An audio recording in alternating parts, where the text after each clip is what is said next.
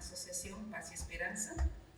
Paz y Esperanza, somos una organización. I'm very happy that you take the time to make this short interview with us. I listened to your workshop and you talk about people in the Amazonian region. Can you maybe summarize that what you have been present earlier about the people, the deaf people who are living in the Amazonian area? Okay.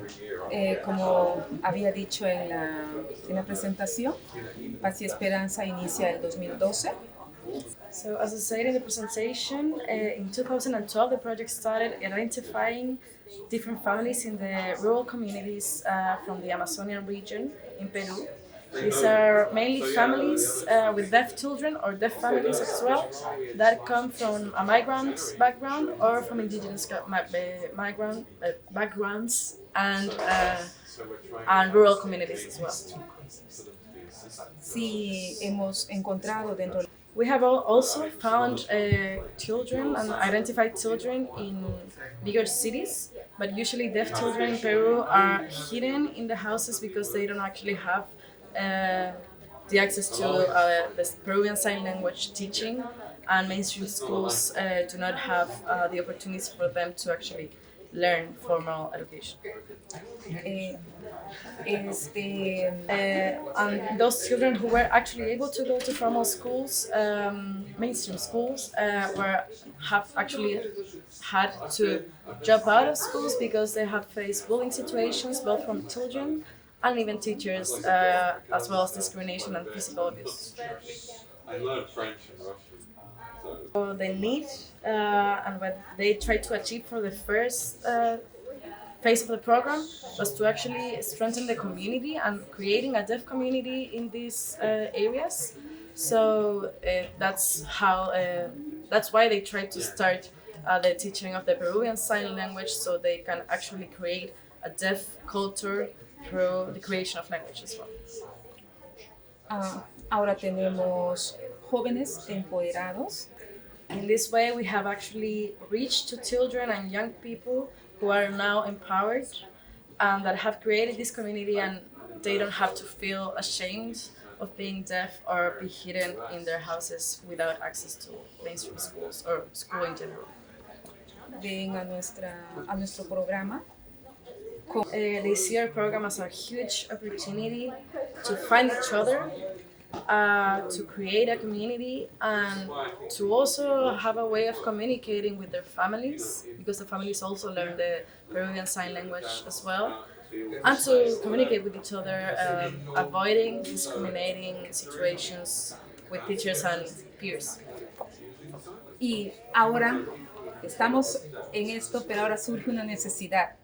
So the first phase of the project was actually just learning Peruvian Sign Language, but now these deaf children and young people have realized that they have, of course, a bigger need to reach the formal education. So that is why this project is now expanding to other curriculum, which is the teaching through Peruvian Sign Language of Spanish, of Peruvian Spanish and Spanish in general, creating this bilingual school, and at the same time to learn, to increase the curriculum to maths, sciences, and and also a focus on ecology.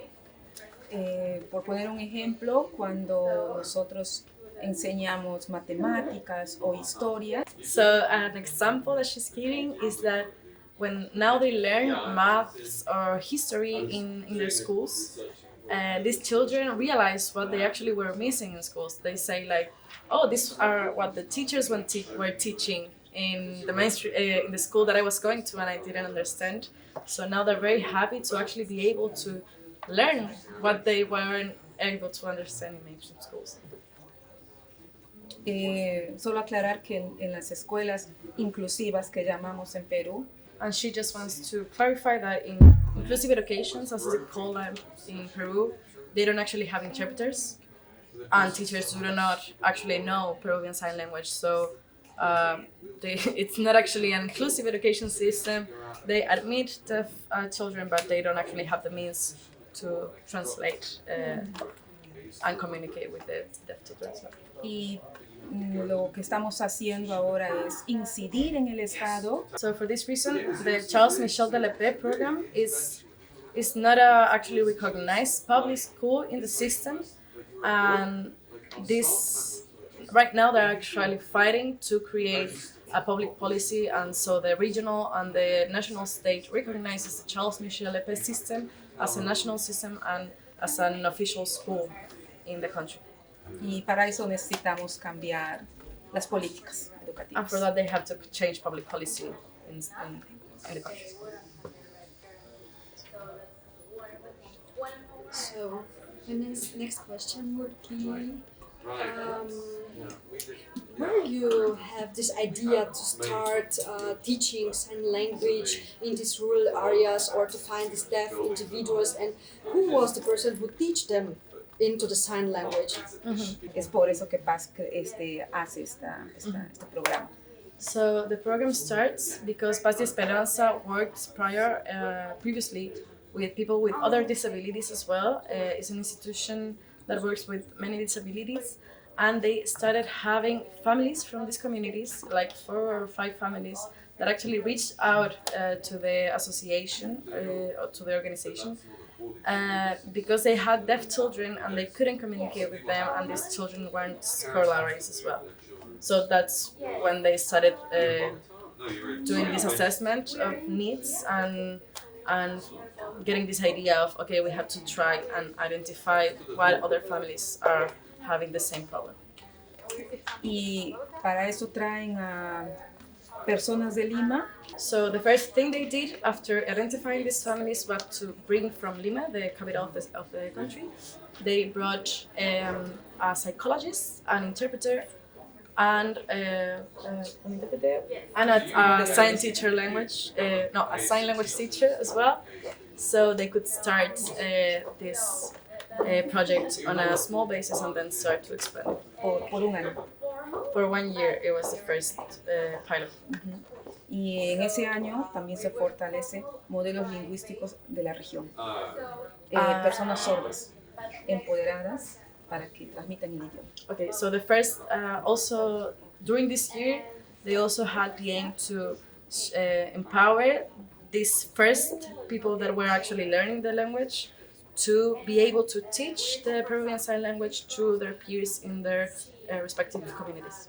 Y quiero aclarar que la escuela Okay, and I want to really clarify that I am not the director of the school. The actual director of the school is a deaf woman who is the leader of the program and who is also the person that has gathered this deaf community. solo que no pudo venir por las razones que dijiste y también porque tiene un bebé. So she couldn't come here because she has a baby and also because she doesn't have access to a passport right now, because she haven't left Peru. So, a question to the sign language teaching method. How was it with the families from the deaf individuals? How took they this offered, or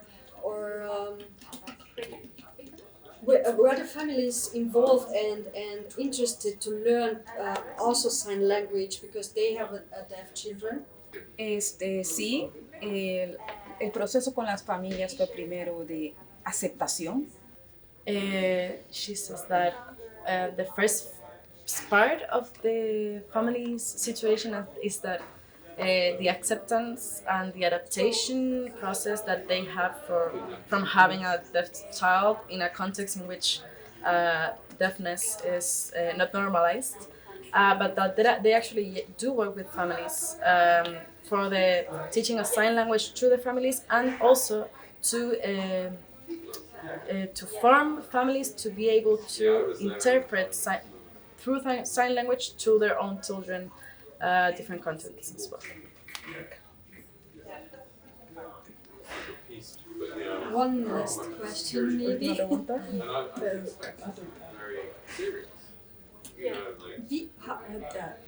There's also an indigenous sign language, I guess, also in Peru. So it's not just one single sign language in all over Peru. I suspect that there's also regional sign languages or indigenous sign languages. How they deal with this situation? Es una pregunta muy complicada, It's a very hard question. verdaderamente. Nosotros hemos empezado a recibir niños de comunidades indígenas. She says that the project actually mostly gets people from the Awahu community, which is an indigenous community in the Amazonian. But the problem that they have is that these children get to the center and they teach them Peruvian Sign Language, but now they're actually trying to be able to learn the Awahu so they can translate it, mostly because of the families, not the children, because they can teach the children and try to learn the Awahu language, but the problem is that when the children learn the sign language, the Peruvian Sign Language, their families who are Awahu and do not speak Peruvian are isolated from this, so they cannot actually, it's not that they cannot communicate directly, but they don't have the same ways of communicating with their children. So they do have this in consideration, but it's a very complicated process. They do have a Wahoo girl that has now learned the Peruvian Sign Language very quickly, even when she hadn't had a prior education, formal education before. But they are aware that they have to translate this project into other languages in Peru, especially the Awahu one, and they're trying to work on getting there. Sorry, I forgot the last thing she said, that the more important thing to them is that they don't actually want to crush or to step on the indigenous culture through like the teaching of the Peruvian Sign Language, of the national sign language, and then taking over with this language the families and the identity of the indigenous communities.